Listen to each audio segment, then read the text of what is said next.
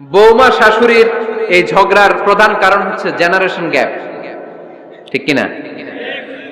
শাশুড়ি এক জেনারেশনের আর বৌমা আরেক জেনারেশনের। শাশুড়ি ভাবে একরকম, বৌমা ভাবে আরেক রকম। শাশুড়ি চায় বউর উপর খবরদারি করতে, বউ চায় শাশুড়ির উপর খবরদারি করতে। এই ডমিনেটিং এর কারণে কিলাকিলি আছে না নাই? আহা, এটা ঠিক না। আমার শাশুড়ি মায়েরা যারা আছেন, প্রথমে শাশুড়ি দিয়ে শুরু করি।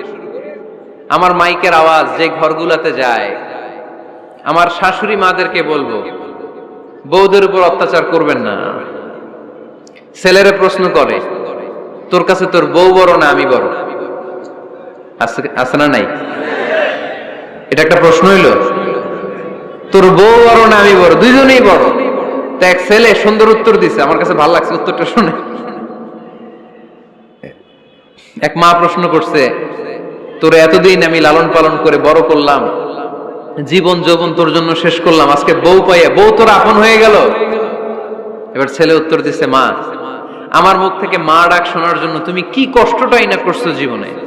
10 মাস আমারে পেটে ধারণ করলা, খাইতে পারো নাই, বমি করছো, খালি ওষুধ খাইছো, তোমার পেট কেটে আমারে বের করা হয়েছে, 2 বছর আমারে দুধ খাওয়াইছো, পেশাব পায়খানা পরিষ্কার করেছো। বয়স যখন 3-4 তখন তোমার আমি মা ডাকছি, এই মা ডাকটা শোনার জন্য তুমি এত কষ্ট করছো। আর আরেকবারের মাইয়া এই ঘরে আইসাই তোমার মা ডাকা শুরু করছে। যেই মেয়েটা তোমারে মা ডাকে সে আমার আপন হবে না কেন মা? ঠিক কিনা? এই মা ডাক শোনার জন্য তুমি এত কষ্ট করলা, আমার লালন পালন করলা, 10 মাস পেটে ধরলা, পেশাব পায়খানা পরিষ্কার করলা, এরপরে মা ডাক শুনতে পারছো। আর আরেকবারের মেয়ে জানা নাই চিনা নাই এসেই তোমার ডাকা শুরু করছে মা। তো যে আমার মারে মা ডাকে তার স্থান তো আমার কলিজায়, ঠিক কিনা? শাশুড়ি আম্মারা যারা আছেন, প্লিজ বৌমাদেরকে কষ্ট দিয়েন না। অনেক শাশুড়ি আছে পান থেকে চুন খসলে রেগে যায়, পদে পদে স্ত্রীর ভুল ধরে, বউয়ের ভুল ধরে, আছে না নাই? এটা করবেন না। সে তো নতুন, আপনার অনেক এক্সপিরিয়েন্স হতে তার সময় লাগবে, তাকে সময় দিন, তাকে ভালোবাসুন, ঠিক কিনা? না বুঝে সামান্যতে বৌমারে বদদোয়া দেয়, এরকম আছে না নাই? কিন্তু বুঝতে চায় না, বৌমারে যদি বদদোয়া দেয় তাহলে তার নিজ ছেলের পরিবারের ক্ষতি, পেটে ধরা যে ছেলে, ছেলের পরিবারের কিন্তু ক্ষতি, তার আপন নাতি নাতনিদেরই ক্ষতি। আওয়াজ করে বলেন ঠিক কিনা? বৌমাকে বদদোয়া দিয়েন না। বৌমাকে নিজের মেয়ের মতো দেখবেন। সমাধান আমি দিচ্ছি, কেমন দেখতে হবে? নিজের মেয়ের মতো। নিজের মেয়ে সকালে ঘুম থেকে ওঠে 11টা, ওইটা সমস্যা নাই। বৌমা কেন উঠলো না, ওইখানেই ঝামেলা, আছে না নাই? মেহেরবানি করে আপনার বৌমাকে আপনার নিজের মেয়ের মতো দেখেন। নিজের মেয়েরে যেমনি আদর করেন তাকেও অমনি আদর করেন। আপনার বৌমারে যদি আপনি কষ্ট দেন, মনে রাখবেন আপনার নিজের মেয়েটাও আরেকবারের বউ হয়ে কয়েকদিন পরে যাবে। আপনি যা যা করবেন আপনার মেয়েকেও তারা ওই রকম কষ্ট দিয়ে বাড়িতে ফিরিয়ে দিবে। চিল্লায় বলেন ঠিক কিনা? খবরদার, টিট ফর ট্যাট। ইট্টি মারলে পাটকেলটি খেতে হয়। এজন্য শাশুড়ি আম্মা জানারা যারা আছেন, বৌমার সাথে খারাপ আচরণ করবেন না মেহেরবানি করে। তাকে আপনি কষ্ট দিলে আপনার নিজের মেয়েটাও আরেক বাড়ির বৌমা হবে, সেও ওই বাড়িতে এই কষ্টগুলো ভোগ করবে। এগুলো যখন আপনি শুনবেন তখন আপনার চোখ দিয়ে পানি পড়বে কি পড়বে না? পড়বে। এবার আসেন বৌমার কথা বলি। বৌমা যারা আছেন মেহেরবানি করে, বৌমা যারা আছেন মেহেরবানি করে আপনার শাশুড়ি আম্মাকে নিজের মায়ের জায়গায় রাখবেন। আপনার বাড়ি ছেড়ে নতুন বাড়িতে আসছেন, তো এটাই তো আপনার বাড়ি। আপনার মা রেখে দিয়ে নতুন মা পাইছেন, এটাই তো আপনার মা। তো ওনাকে মায়ের জায়গায় বসাতে আপনার সমস্যাটা কোথায়? বৌমারা খেয়াল রাখবেন, আপনি আপনার শাশুড়ির সাথে যে আচরণটা করতেছেন, আপনার শেষ বয়সে আপনার ছেলের বিয়ে দেওয়ার পরে যে বৌমাটা আসবে ওই আচরণই আপনাকে ফিরিয়ে দিবে। The nature has its own return. প্রকৃতির একটা মাইর আছে, এটা শেষ মাইর, এটা শেষ খেলা। প্রকৃতির খেলা বড় খেলা। আপনি আপনার শাশুড়ির সাথে যে আচরণ করবেন, আপনার শেষ বয়সে আপনি একদিন শাশুড়ি হবেন, এটা মাথায় রাখবেন। ওই আচরণই আপনি ফিরে পাবেন। আওয়াজ করে বলতে হবে ঠিক কিনা? এজন্য 9 নাম্বার পয়েন্টস হচ্ছে মিউচুয়াল রেসপেক্ট। সবাই যেন সবাইকে ভালোবাসি। দোষ ছাড়া মানুষ নাই, সবার দোষ আছে, আমরা যেন একে অন্যের দোষ না খুঁজি। বৌমারা, আপনাদের কেন যদি আমার মাইকের আওয়াজ যায়, অল্প কিছু টেকনিক অবলম্বন করলে আপনি আপনার শাশুড়ির মন জয় করতে পারবেন। শাশুড়িরা আসলে বেশি কিছু চায় না, আগের জামানার মানুষ তো, এদেরকে ওইভাবে হাত করতে হবে।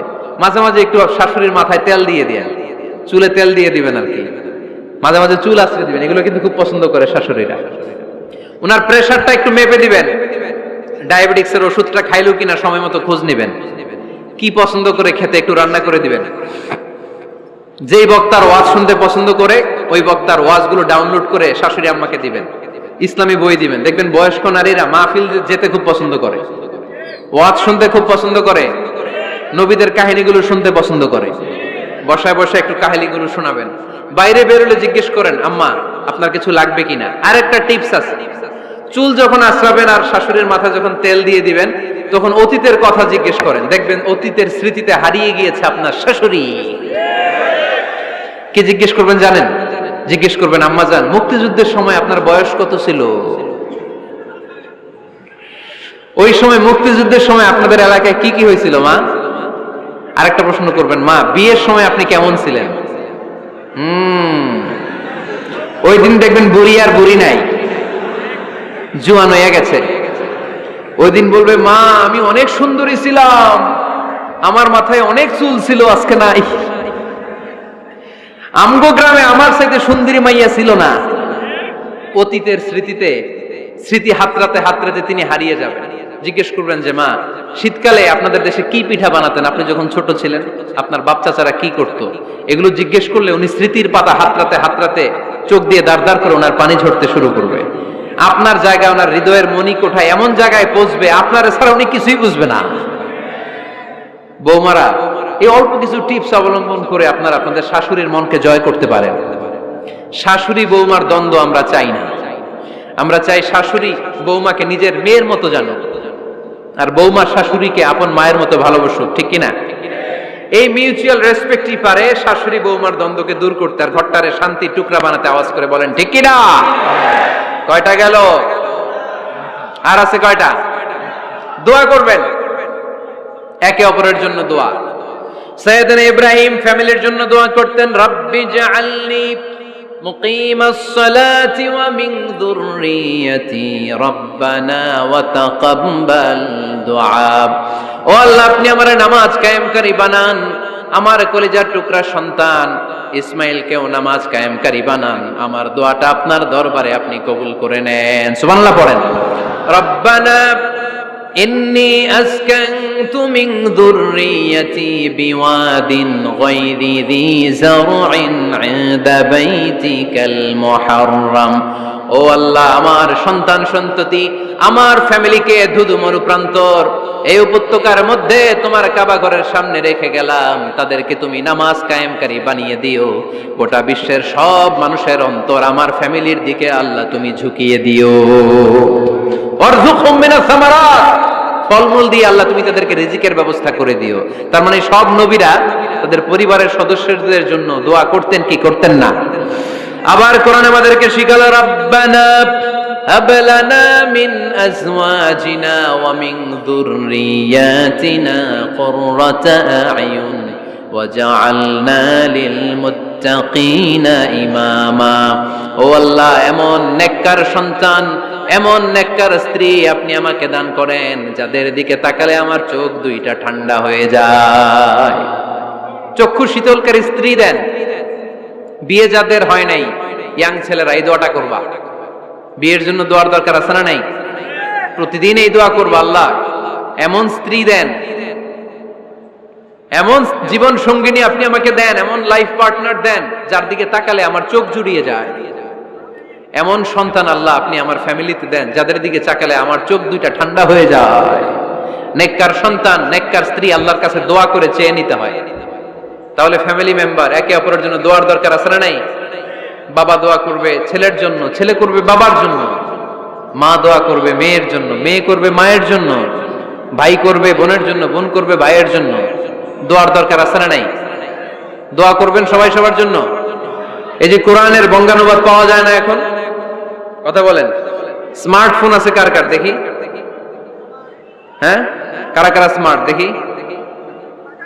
হাজার হাজার স্মার্ট, মাশাআল্লাহ। এই স্মার্টফোনের ভেতরে আল কোরআন নামে বাংলায় কোরআনের একটা অ্যাপস পাওয়া যায়। কথা বলেন, পাওয়া যায় কি যায় না? আজকে থেকে এই অ্যাপসটা ডাউনলোড করে প্রতিদিন 1 আয়াত 2 আয়াত 3 আয়াত করে পড়া শুরু করে দেন। বাঁচতে হলে পড়তে হবে, বাঁচতে হলে জানতে হবে, ঠিক কি না? এই স্লোগান আমাদেরকে শিখায়। এই স্লোগান তো আল্লাহ, এই স্লোগান দিয়েই তো আল্লাহ কোরআন শুরু করছে। ইকরা বিসমি রাব্বিকাল্লাযী খালাক। বাঁচতে হলে জানতে হবে, বাঁচতে হলে পড়তে হবে, পড়ার কোনো বিকল্প নাই। আওয়াজ করে বলেন ঠিক কি না? সুজানগরের ভাইয়েরা, মোবাইলের অ্যাপসের ভিতরে আমরা কোরআন রাখতে রাজি আছি তো সবাই? হাদিসের অ্যাপস ডাউনলোড করতে রাজি আছি তো? বাস রাজি আছি, ডাউনলোড করে রাইখা দেব, আর কেউ পড়বো না নাকি? হ্যাঁ, প্রতিদিন একটা আয়াত হলেও যেন আমরা পড়ি। আল্লাহ যা বলা দরকার সব বলে দিয়ে গেছে, নতুন করে আর কিছু বলবে না। আমরা যেন পড়াশোনা করি, আমরা যেন একটা পাঠাগার বানাই। আবারও কখনো আসার সুযোগ হইলে আমি জিজ্ঞেস করবো, যদি আমার মনে থাকে, যে আপনাদের পাঠাগার আছে কার কার ঘরে। সেদিন সবার হাত তুলতে হবে। এমনি পারা যাবে তো? আল্লাহ তুমি তৌফিক দাও।